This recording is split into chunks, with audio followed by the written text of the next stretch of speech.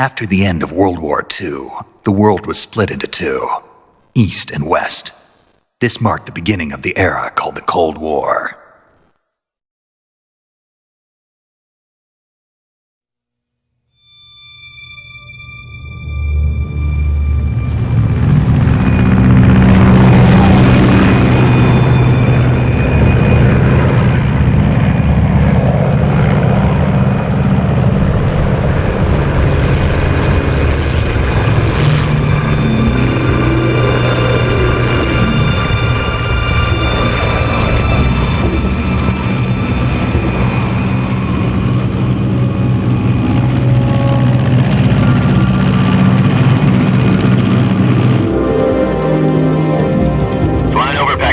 Altitude 30,000 feet.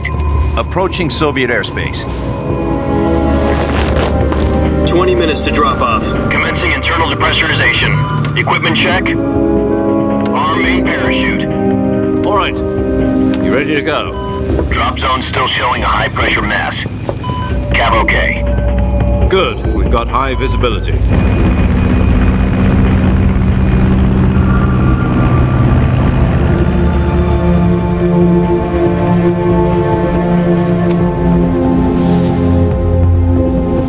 Put out that cigar. Connecting oxygen hose to interior connector. Put on your mask.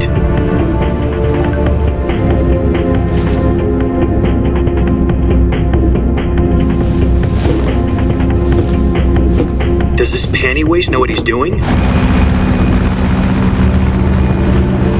Approaching release point. 10 minutes to drop off. Hey, are you deaf?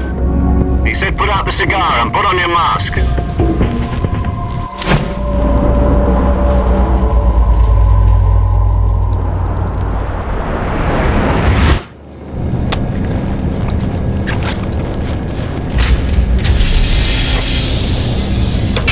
Depressurization complete. Checking oxygen supply. 6 minutes to drop off. Opening rear hatch.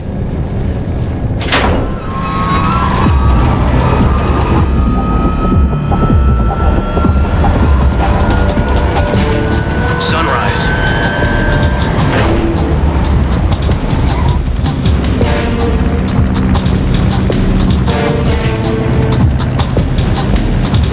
External temperature minus 46 degrees Celsius.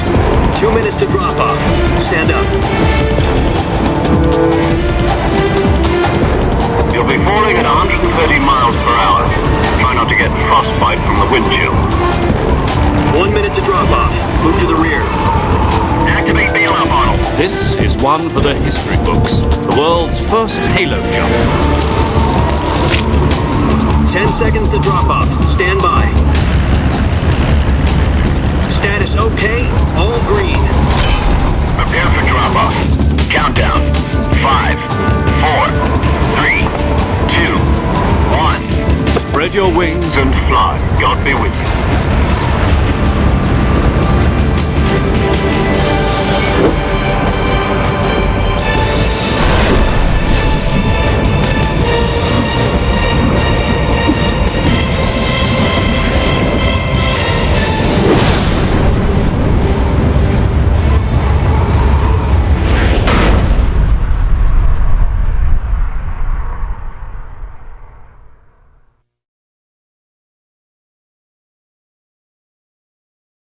Jack, I've got some important news. The head of the CIA has finally given us the green light for the virtuous mission. Virtual mission? No, the Virtuous mission.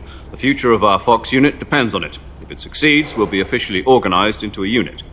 Virtuous mission? Sounds like some kind of initiation ritual. Don't get cocky. This isn't a training op. Right. So what exactly is this wonderful mission? Well, about 2 years ago, a certain Soviet scientist requested asylum in the West through one of our moles.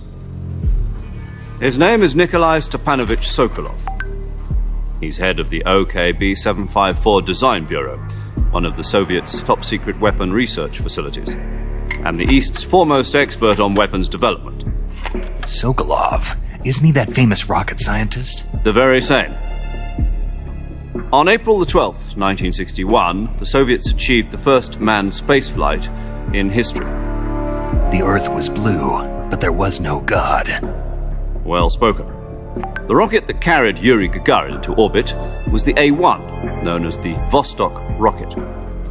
Sokolov is said to be the man most responsible for the multi-engine cluster used in that rocket. After Gagarin's flight, Sokolov left rocket development to become the head of the newly established Design Bureau. From a lowly technician to head of a design bureau, that's quite a success story, so why'd he want to defect? It seems he'd become afraid of his own creations. Afraid? Call it a crisis of conscience. And for that, he left his country and his family behind and went over the fence? Not exactly. One of his conditions was that his family was also to be taken safely to the West. We used a mole to get the family out first and succeeded in sneaking Sokolov over the Berlin Wall shortly afterwards. I was the one who conducted the operation. The security on the eastern side was still full of holes back then. Then what? We got Sokolov over in one piece, but the whole ordeal had left him exhausted, and we checked him into a hospital in West Berlin. It took him 2 weeks and more than 600 miles to get from the research facility in the Soviet Union to Berlin. He was in no condition to say anything coherent. And it was only a week later that we had something much bigger on our hands. The Cuban Missile Crisis. October the 16th, 1962, President Kennedy received word that the Soviets were in the process of deploying intermediate-range ballistic missiles in Cuba. The President demanded that the Soviets dismantle and remove the missiles. At the same time, he announced a naval blockade to prevent further missile shipments from reaching Cuba. But the Soviets didn't back down, instead placing their armed forces on secondary alert. Soviet transport ships carrying missiles continued on course towards Cuba. US and Soviet forces went on alert for an all-out nuclear war. Frantic negotiations were conducted through the UN's Emergency Security Council and unofficial channels to end the hair-trigger standoff. Finally, on October the 28th, the Soviet Union agreed to remove its missiles from Cuba, and so the world avoided a nuclear holocaust. But in order to get the Soviets to pull their missiles out, we had to make a deal. You mean the one where the US agreed to remove its IRBMs from Turkey? No. The Jupiter IRBMs deployed in Turkey were obsolete, and we were going to get rid of them anyway. They had no strategic value whatsoever to either the US or the Russians. The Turkey deal was a ruse, a cover story that was fed to the other intelligence agencies around the world. So what did the Russians really want? Sokolov. They wanted us to return Sokolov. You mean the Soviets pulled out of Cuba just to get their hands on Sokolov? That's right. What the hell was he working on? At the time, we had no idea. We were running out of time. It was either give up Sokolov or risk full-scale nuclear war. In the end, we had no choice. President Kennedy gave in to Khrushchev's demand. The next day, I got Sokolov out of the hospital, handing him over to agents on the eastern side. Sokolov kept on screaming, "Save me," until he disappeared from my sight. Then a month ago, we received some new information from one of our moles. About Sokolov? Yes. He was taken back to the research facility and forced to continue working on the weapon in question under KGB supervision. What's more, it's on the verge of completion. So what kind of weapon is it? Something to do with space rockets? No, missiles. Same technology. I guess you're right. We don't know the details, but it appears to be a new kind of nuclear device. For half a year now, the Soviets have been conducting frequent nuclear tests at Semipalatinsk. Something to do with the weapon, I assume. We're talking about a secret weapon so big that Khrushchev was ready to pull out of Cuba to get it back. Is Sokolov still in the facility? No. According to our intelligence, he's in Selinoyarsk, a place in the mountains about 3 miles to the west that's known as the Virgin Cliffs. The Virgin Cliffs. Nice name for a virtuous mission. They moved him there just recently. Why? Apparently, they're conducting a field test of the weapon, but it's our best chance to get him back. This mission would never have been possible if he was still in the research facility. This is our last chance. Sokolov must have known that too when he contacted us.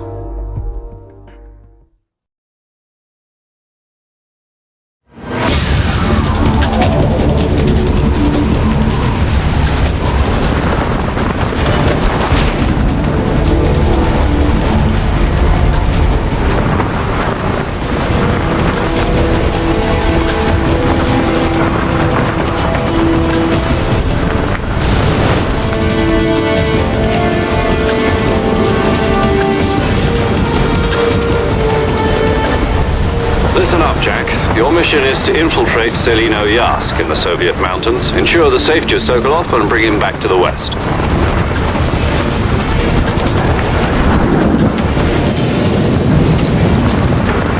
If we don't get Sokolov back before that weapon is complete, we'll be facing a major crisis. The clock is ticking.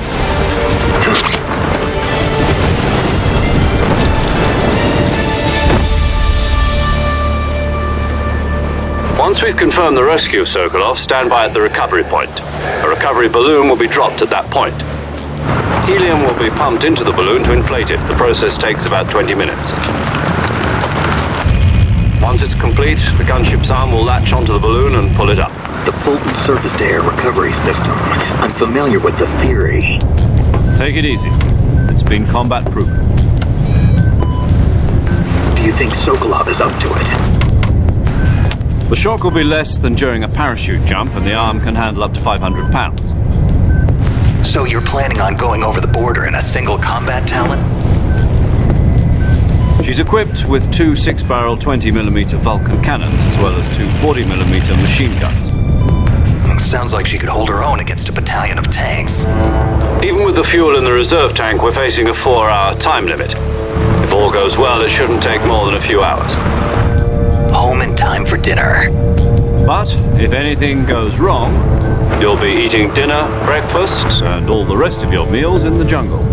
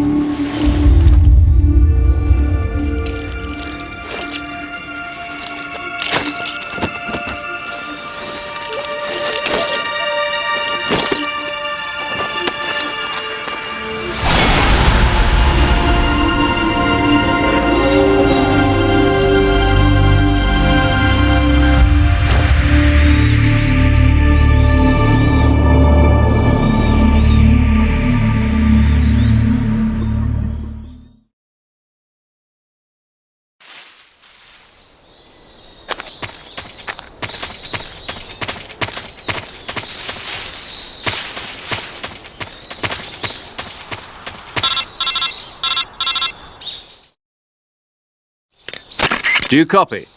You're already in enemy territory, and somebody might be listening in. From here on out, we'll be using code names to refer to each other. Your code name for this mission will be Naked Snake. I'll be referring to you as Snake from now on. You're not to mention your real name. Snake? What, you don't like snakes? What do you mean? You've eaten one before, haven't you? In survival training. I'm glad to hear that. I don't know if I'd ever order one in a restaurant, but... Be careful, you might not have a choice. What about you, Major? What should I call you? Let's see. I'll be Tom. Call me Major Tom. Oh, and Snake? Yeah. The crew isn't watching anymore. You can take off the disguise now. Good idea. This isn't right. Time for the snake to shed his skin.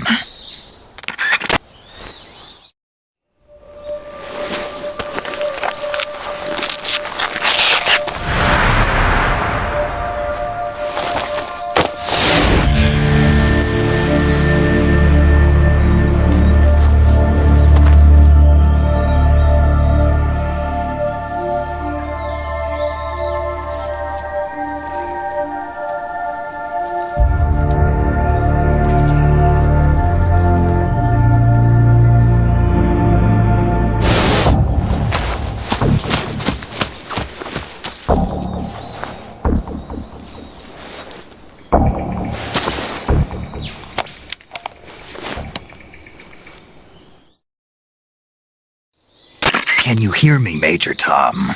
This is Snake. Kept you waiting, huh? This will be a sneaking mission. You must not be seen by the enemy. You must leave no trace of your presence. Is that clear? This kind of infiltration is the Fox unit's speciality. In other words, weapons and equipment are procured on site. That goes for food as well. You're completely naked, just as your name implies. Great. Now I see why you asked me if I liked snakes. I suppose calling me Snake was your idea of a joke, too. No, there's a good reason for that. I'll tell you later when the time is right. Gotcha. Getting back to the subject, how exactly am I supposed to feed myself? You've been issued a knife and a tranquilizer gun. Use them to hunt for food. You'll also find some medical supplies in your backpack. Yeah, about the backpack. I lost it in a tree on the way down. I see. Well, you'd better go back and get it then. You know where it is? No problem. I can see it from here. It's stuck on a branch.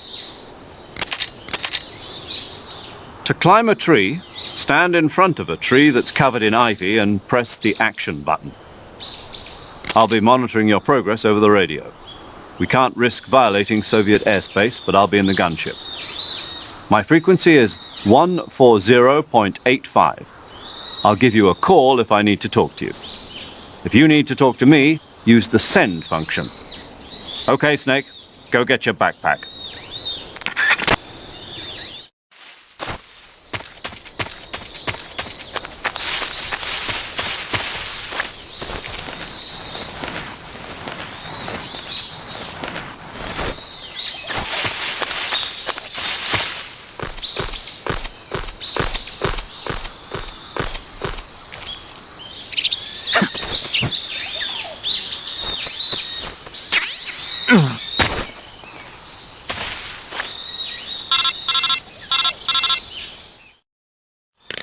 I see you've retrieved your backpack, Snake. To equip a weapon, it's necessary to take it out of your backpack. In the survival viewer, choose Weapon from the backpack. Your available weapons will be displayed in a window in the upper left. From that list, choose the weapon you want to equip and press the Enter button. For other equipped items, just do the same thing from Item. Got it. Use the survival viewer backpack. Yep, that's right. Survival is fundamental to this mission. After you've been out in the field for a while, your stamina will start to drop. If your stamina gets too low, it'll affect your performance. You won't be able to shoot accurately, for example, and your wounds won't heal as smoothly. Keep an eye on your stamina so you don't run out. To recover lost stamina, you can hunt for local flora and fauna. You can use either your tranquilizer gun or your knife to hunt. My only weapon is a Mark 22 Hush Puppy tranquilizer gun? That's right. It's been fitted with its own suppressor. However, the suppressor will deteriorate every time you fire. Once its durability reaches 0, the noise suppression effect will be gone. So don't get too trigger-happy with it. The suppressor's durability is shown in the icon. Any weapons and equipment beyond what you're carrying now You'll have to find as you go. I have to find my own weapons and equipment? Whose crazy idea was this anyway? Solo covert actions are standard Fox operating procedure. You can't leave any traces of your presence. No weapons, equipment, footprints, sweat, or bodily waste. The same goes for bullets and cartridges, too. Your presence in enemy territory is already a violation of international conventions of warfare. There aren't supposed to be any American soldiers in Russia. It could spark an international incident. You can't let anyone see you. You can't let the enemy know you're there. This is a stealth mission. You're a ghost, Snake, in every sense of the word. And there'll be no rescue if you're captured. The military and US government will deny any involvement in the affair. Then I'll just have to take care of myself, huh? I'm afraid so. You've been given a fake death pill for that purpose. SIS guidelines stipulate that soldiers on covert ops like this one be issued a potassium cyanide capsule. Tape it to your body so you can take it when you need to. How generous of you. Use it if you're taken prisoner by the enemy. It'll send you into a state of false death for a short time.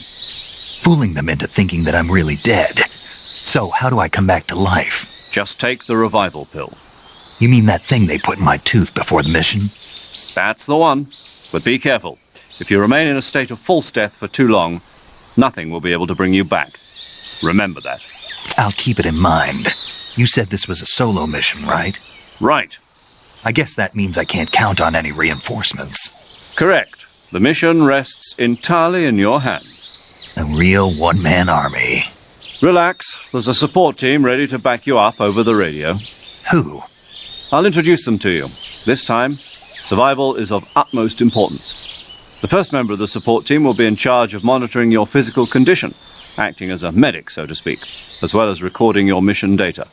She's a member of Fox as well, and she's here on the gunship with me. She?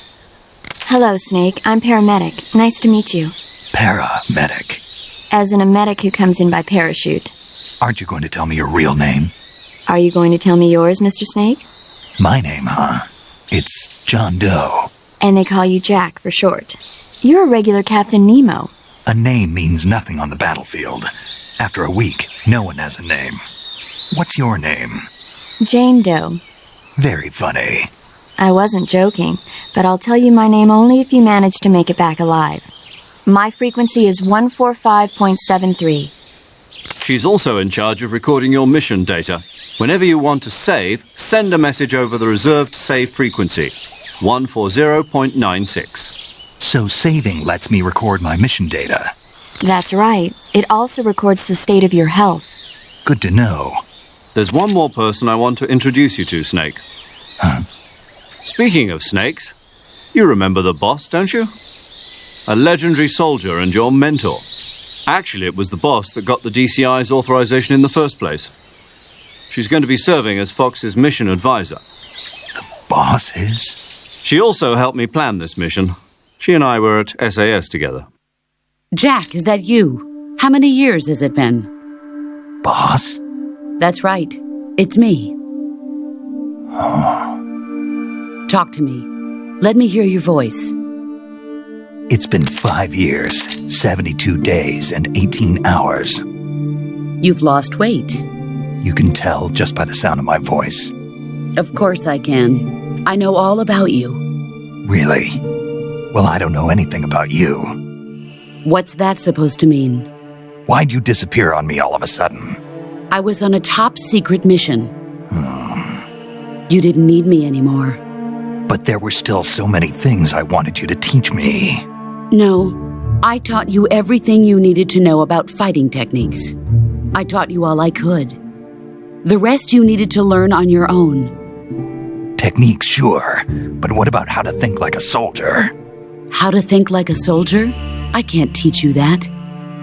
A soldier needs to be strong in spirit, body, and technique. And the only thing you can learn from someone else is technique. In fact, technique doesn't even matter. What's most important is spirit. Spirit and body are like two sides of a single coin. They're the same thing. I can't teach you how to think. You'll just have to figure it out for yourself. Listen to me, Jack. Just because soldiers are on the same side right now doesn't mean they always will be. Having personal feelings about your comrades is one of the worst sins you can commit. Politics determine who you face on the battlefield. And politics are a living thing. They change along with the times. Yesterday's good might be tomorrow's evil. Is that why you abandoned me? No, it had nothing to do with you. I already told you, Jack. I was on a top-secret mission. A soldier has to follow whatever orders he's given. It's not his place to question why. But you're looking for a reason to fight. You're a natural-born fighter, but you're not quite a soldier.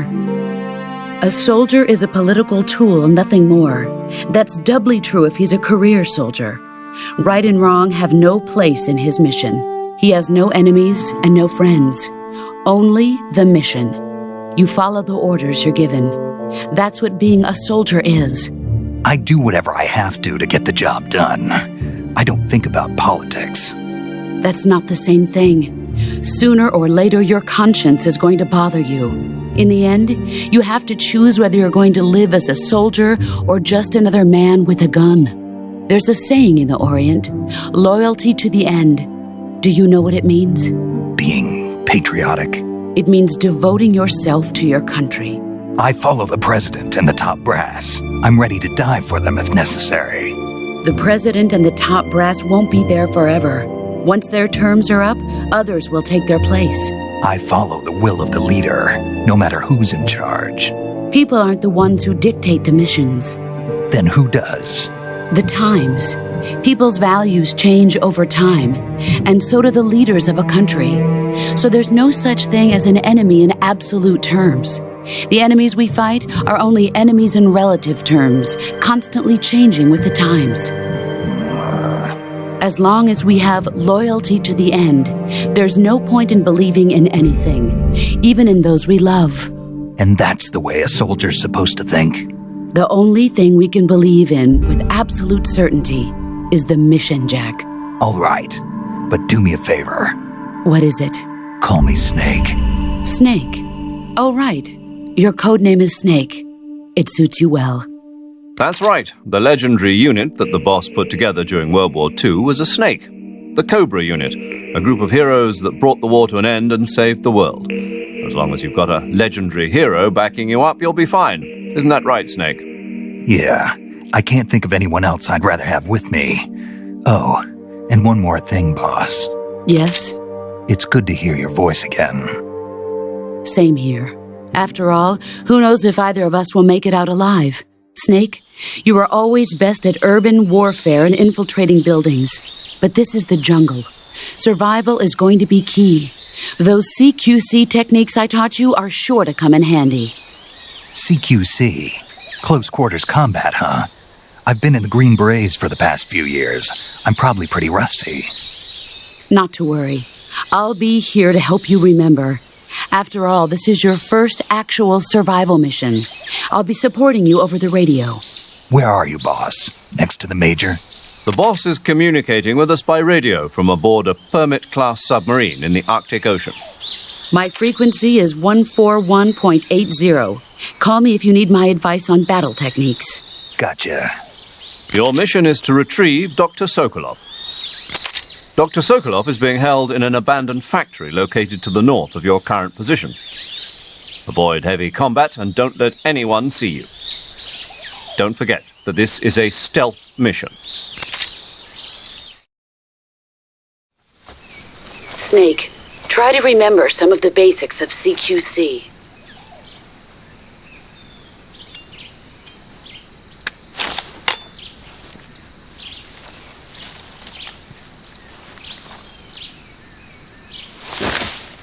Commencing virtuous mission now.